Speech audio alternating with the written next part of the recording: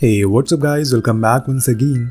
दोस्तों, क्या हो अगर आपके साथ कोई ऐसा बहुत बुरा काम करे लेकिन फिर भी आप उसके साथ रहना पसंद करेंगे? आप में से बहुत सारे लोगों का जवाब होगा या फिर मोस्टली लोगों का जवाब होगा नहीं। लेकिन यह कहानी आपकी इस सोच को बदल कर रख देगी। कहानी की शुरुआत होती है 14 साल की सारा से, जो पार्क में बैठी हुई है।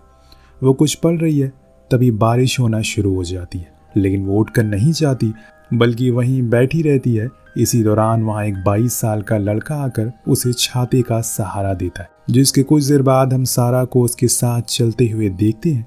लेकिन छटते बादल के साथ ये सीन भी यहीं खत्म हो जाता और समय का पहिया हमें ले जाता है 8 साल आगे, जिस दौरान हम एक लड़की को कैफे में जॉब करते हुए देखते हैं। उसी कैफे में कुछ लड़के बैठे हैं जो किसी पुराने रेप केस के बारे में बात कर और उसकी वीडियोस भी देख रहे हैं। इस चीज़ के बारे में जब वो लड़की देखती है तो बाहर आकर बैठ जाती है और एक लंबी सांस लेती है। जी हाँ दोस्तों, ये वही छोटी बच्ची है जिसको हमने कहानी की शुरुआत में देखा था और जिस केस के बारे में लड़के बात कर रहे हैं वो इसी का है। वो लाख कोशिश करती है कि किसी भी तरह करके वो उस अतीत से बाहर निकल सके, पर कुछ यादें हमें दिल में खोटा डालकर बैठ जाती हैं। लेकिन कुछ यादें हमारे दिल में खूंटा डालकर बैठ जाती हैं। सारा अब अपने बॉयफ्रेंड यूहू के साथ लिविंग में रहती है। उसे भी उसके अतीत के बारे में पता है, पर वो इस चीज़ पर ज़्यादा गौर नहीं करता। उसे भी अपने पास्ट को भुलाने की बात करता है और हमेशा की तरह आज भी वो उसे कहता है कि चलो, मेरे घर वाले तुम्हारा इंतज़ार कर रहे हैं, तुमसे मिलना चाह रहे हैं। लेकिन आज भी सारा कुछ बहाना मार के मना कर देती, क्योंकि वो अभी तक उस ट्रॉमा से बाहर नहीं निकल पा रही है। हम एक बार फिर से अतीत में पहुँचते हैं। सारा को सोते हुए देखकर ऐसा लग रहा है मानो उसने कब से ऐसी नींद हासिल नहीं की है। वो एकदम मदहोशी में सो रही है और जब उसकी आंख खुलती है तो वो लड़का उसके सामने बैठा हुआ मिलता है, जिसका नाम है सिड। दोनों एक दूसरे को कुछ देर तक देखते हैं, जिसके बाद सारा पूछती है क्या कुछ खाने को मिलेगा। ऐसे तो वो उसे आइसक्रीम का ऑफर करता है, जिसे खाते खाते सारा उसे बताती है कि उसके डैड की मौत के बाद उसकी मॉम अपने बॉयफ्रेंड के साथ भाग गई और इसके बाद वो अपनी आंट के पास रहती हुई आ रही है। लेकिन अब उसे यहाँ पर अच्छा लग रहा है, वो यहाँ रह सकती है। उसने जिस मासूमियत से इस सवाल को पूछा था, सिड भी उतने ही नरम दिल से गर्दन हिलाकर हाँ में जवाब देता है। लेकिन उसे ये अच्छे से पता है कि ये मुमकिन नहीं है। अब ऑफिस के बाद सारा और उसकी दोस्त एक एंटीक आइटम की शॉप पर जाते हैं, जहाँ पर उसकी दोस्त यूना को कुछ लेना था, जिसको लेकर वो उसी के ऊपर बने एक कैफे पर जाती है। दोनों काफ़ी अच्छे मूड में थे। सारा उसे अपनी शादी के बारे में बताती है कि शायद वो जल्दी ही मैरिड होने वाली है। लेकिन तभी उसे किसी के होने का एहसास होता है, एक बंदा जो उसकी ओर कॉफ़ी लेकर बढ़ रहा है। जब उसने उसकी ओर नज़रें उठाकर देखा तो वो उसका वही कल है जिससे कि आज वो भागती हुई फिर रही है। दरअसल ये कैफ़े सिड का है और वो यहाँ का मालिक है। कुछ देर के लिए तो सब कुछ थम सा जाता है। सारा को यकीन नहीं होता, लेकिन सिड शायद उसे पहचान नहीं पाया। इस बात को सोचते हुए वो घर आ गई। लेकिन अगले दिन वो लगातार उस कैफे पर जाना शुरू कर देती है, बस उसे कुछ देर देखने के लिए। यहाँ तक कि उसने यूहू से पार्ट टाइम का बहाना भी मार दिया है।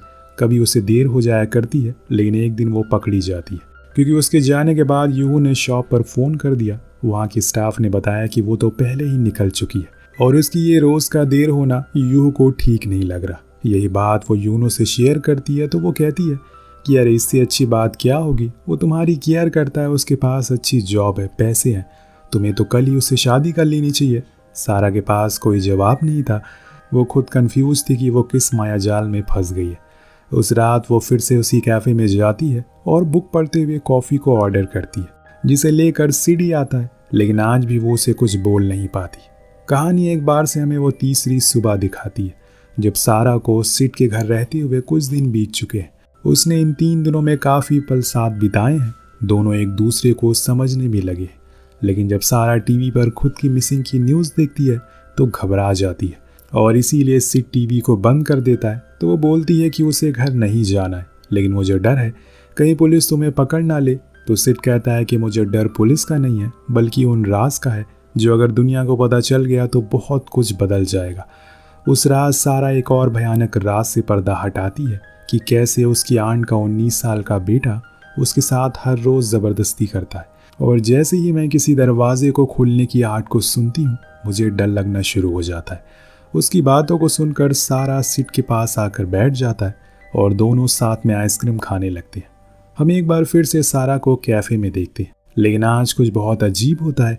वहां पर यूहू आ जाता है, जिसको देखकर वो थोड़ी हैरान थी और सबसे पहला सवाल यही पूछती है कि तुम्हें यहाँ का एड्रेस किसने दिया। वो बोलता है कि तुम्हें पार्ट टाइम का बहाना मार कर यहाँ की कॉफ़ी पीने आती हो, इसीलिए मैं भी तुम्हारे साथ समय बिताने आ गया। पर सारा के चेहरे से साफ पता लग रहा था कि वो उसके आने से खुश नहीं है, जिसको देखकर यूहू बोलता भी है कि तुम बदल सी गई हो, मुझे रिस्पॉन्स ही नहीं करती हो। तो सारा कहती है कि मुझे अभी फ़िलहाल यहाँ से नहीं जाना। वो उसके इस जवाब से थोड़ी देर चुप हो जाता है और फिर बिल पे करके दोनों घर की ओर निकल जाते हैं।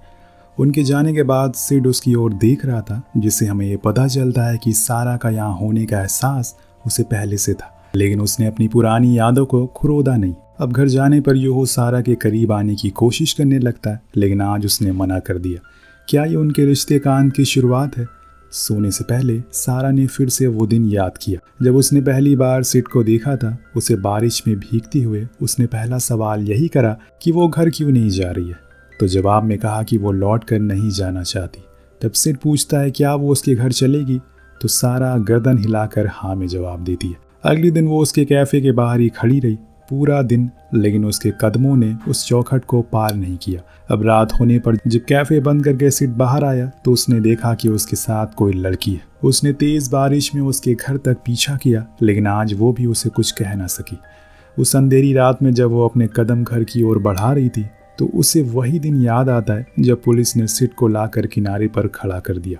सारा खूब चिल्ला रही थी, लेकिन वो फिर भी उसे अपने साथ ले गए। इधर जब वो लौटती है तो देखती है कि यूहू जमीन पर बैठा रो रहा है।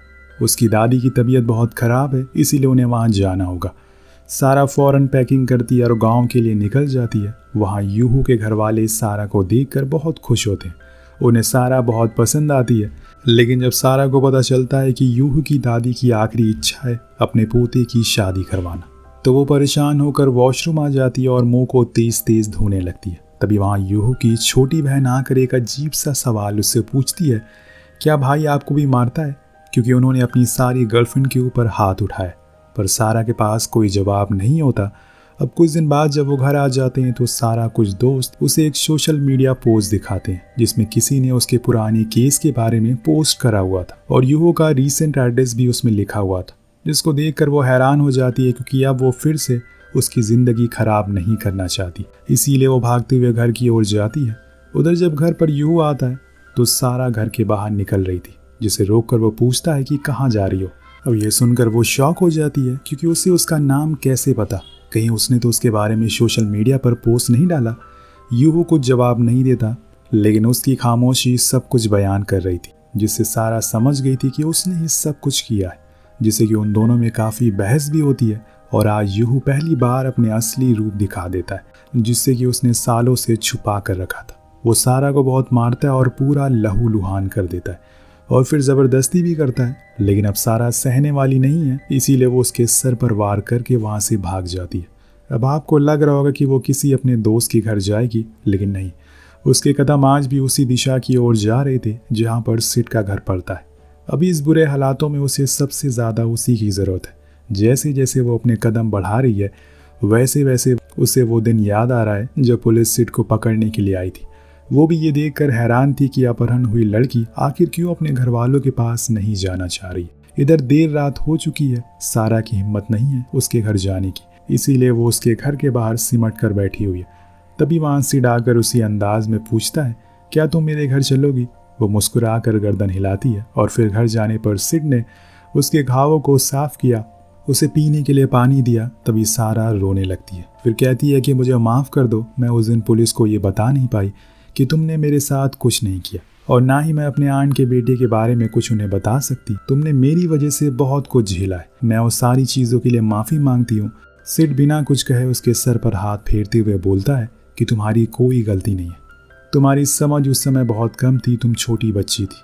वो कहते हैं ना कि अच्छे इंसानों के साथ वक्त कब बीत जाता है पता ही नहीं चलता। ऐसे ही सारा कब बात करते करते सो जाती है, उसे पता ही नहीं चलता। अब कुछ दिन बाद हमें पता चलता है उसी बिल्डिंग में एक रूम रेंट पर ले लिया, क्योंकि वो अब सिड के पास ही रहना चाहती है। उसके लिए सबसे महफूज जगह वही है। उसने उसके साथ वक्त बिताना शुरू कर दिया, लेकिन वो ये अच्छे से जानती है कि सिड की जिंदगी में कोई पहले से है, जिसके बारे में उसने पूछा तो उसका कोई जवाब नहीं है।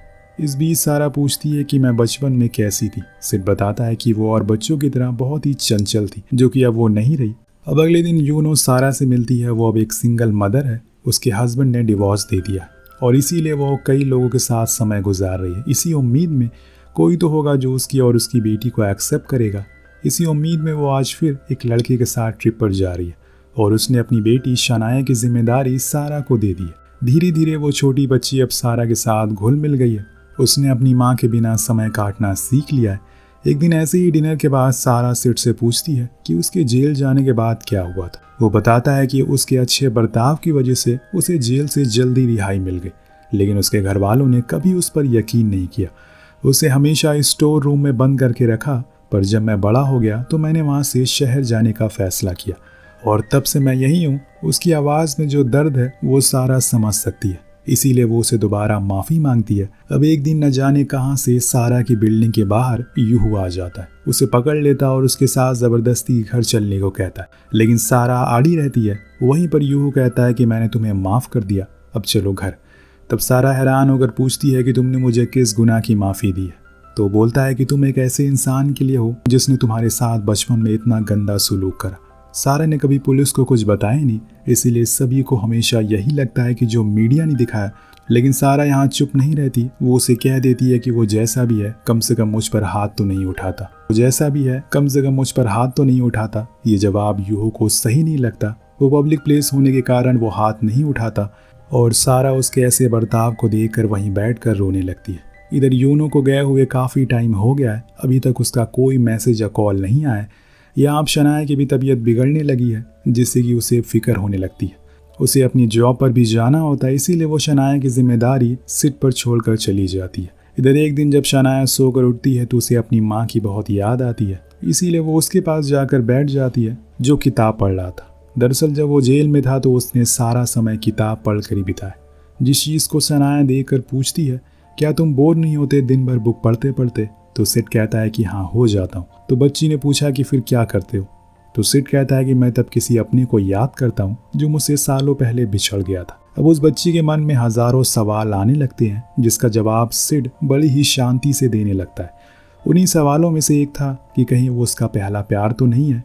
तो सिड हंसने लगता है। तो वो छोटी बच्ची अपनी शरारत भरी आवाज़ में कहती है, अरे बता दो, मैं सारा को कुछ नहीं बताऊंगी। अब दोनों हंसना शुरू कर देते हैं और कुछ इस तरह से ये सीन हमें दिखाने की कोशिश करता है कि कभी कभी जिसे दुनिया जैसा समझती है वो उसे एकदम परे होता है। कहानी आगे बढ़ती है और एक दिन सारा के पास कुछ न्यूज़ रिपोर्टर आते हैं, क्योंकि किसी ने सोशल मीडिया पर इन तीनों की फ़ोटोज़ को अपलोड करके लिखा है कि आज से 9 साल पहले अगवा हुई लड़की को अपने ही रेपिस्ट से प्यार हो गया और अब वो अपनी दोस्त की बेटी के साथ भी वही कर रही है। उसके ऊपर तो मुसीबत का पहाड़ टूट पड़ा। ये बात वो घर जाकर सिड को भी बताती है और बोलती है कि कभी कभी उसे यहाँ से कहीं दूर भागने का मन करता है, जहाँ पर सिर्फ मैं हूँ, तुम हो और चारों ओर बस सन्नाटा हो। अब दिन ब दिन ये खबर तेजी से फैलना शुरू हो गई थी। चारों ओर सारा की बदनामी होने लगती, जिस चक्कर में लोगों ने उसके कैफे को भी बंद करवा दिया था। इधर सारा की भी जॉब चली जाती है। अब खर्चा कैसे चलेगा, यही सब सोचकर वो एक बार फिर यूहू के पास जाती है, क्योंकि उसे पता था कि उसी ने ये सब किया है। अब गेट खोलने पर उसे एकदम अलग यूहू नजर आता है। उसने अपनी जॉब छोड़ दी है और अंदर ही अंदर वो जलन के मारे घुट घुट कर मर रहा है। वो बहुत कुछ कहता है सारा से, लेकिन अब उसकी एक भी बात का उस पर कोई असर नहीं पड़ता। जो बात वो समझ गया था, इसीलिए उसके जाने के बाद उसने खुद की नस काट ली। उसकी आवाज़ को सुनकर सारा फौरन उसकी ओर भागती है और एम्बुलेंस को कॉल करती है। वहीं दूसरी ओर हम आयुमी को देखते हैं। ये वही लड़की है जिसके बारे में आज तक सिड ने कभी कुछ नहीं बताया। वो लड़की उससे प्यार करती है, पर आज आयुमी ने जब उन न्यूज़ को और न्यूज़पेपर को पढ़ा तो वो अपना जवाब मांगने उसके घर चली आई, क्योंकि उसे कभी ऐसा कुछ उसके साथ महसूस नहीं हुआ। वो एक बच्ची के साथ ऐसा कुछ कर सकता है? क्या जो न्यूज़ में कह रहे हैं वो सच है? अब सिड हाँ में जवाब देता है, जिसे सुनकर उसका दिल टूट जाता है और वो फूट फूट कर रोने लगती है। असल में दोस्तों, सिड नहीं चाहता कि वो उसके साथ साथ अब उसका नाम भी जुड़े, जिस वजह से उसकी ज़िंदगी भी खराब होगी। इसीलिए बेहतर है कि वो चली जाए और इसीलिए उसने झूठ बोला उससे। अब आयुमी पूछती है कि क्या यही वजह है कि तुम मेरे साथ सोते नहीं हो? सिड झूठ बोलता है कि मुझे माफ़ कर दो, मैंने सिर्फ तुम्हारा फ़ायदा उठाया। और ये सुनकर वो रोने लगती है और उसे छोड़कर चली जाती है। और एक तरफ यूहू है जिसने अपनी जलन के मारे 2 लोगों की जिंदगी को एक बार फिर से नरक बना दिया। उनके पड़ोसी ने पुलिस में कंप्लेन कर दी कि सिड को एक बच्ची के साथ देखा गया है, शायद वो उसे अगवा करके ले आया है। अब लोगों ने बिना सच जाने उस पर शक किया। फिर क्या था, पुलिस पहुंचती है और उनके घर और शनाया को ले जाने लगती है, लेकिन शनाया तेज तेज सिड को पुकारने लगी है। वो कह रही थी कि वो एक अच्छा आदमी है, उन्होंने उसके साथ कुछ नहीं किया। लेकिन पुलिस एक अलग नजरिए से उसे देख रही है। पुलिस क्या, सारी दुनिया उसे ऐसे ही देख रही है। अब दोनों को अलग कर दिया जाता और एक बार फिर से उसके ऊपर वही दाग लग गया है जिससे उसने अपनी सारी जिंदगी बस साफ करने में निकाल दी। जब सारा को इस बारे में पता लगता है तो वो फौरन भागते हुए सिड के घर जाती है तो देखती है कि वो एक कोने में बैठा हुआ रो रहा है। उसके आंसू रुक ही नहीं रहे थे। सारा उसे माफी मांगती है क्योंकि उसके आने के बाद फिर से उसके साथ वही सब होने लग गया जिससे वो दूर भागकर शहर आया था।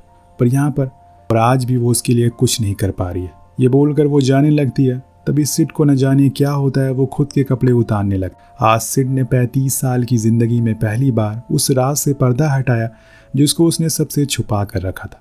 वो भले ही बड़ा हो गया लेकिन आज भी उसके शरीर के कुछ अंग, जिसमें उसका प्राइवेट पार्ट भी है, जो किसी नवजात शिशु जैसा ही रह गया है। यही वजह है कि उसने आज तक किसी को अपने करीब आने नहीं दिया।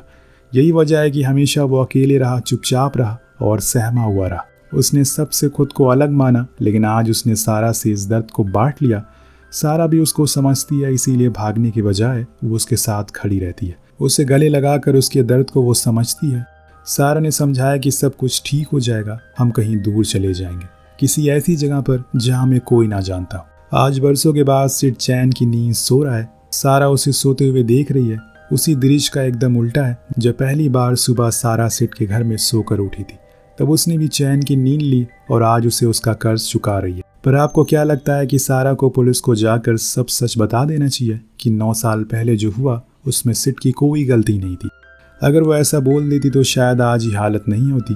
क्या उसे अभी भी इस बात का डर है कि कहीं कुछ फिर गलत ना हो जाए, या फिर कोई और रीज़न है? नीचे कमेंट करके ज़रूर बताएगा। मिलते हैं अगले वीडियो में। Thank you so much watching. Peace out.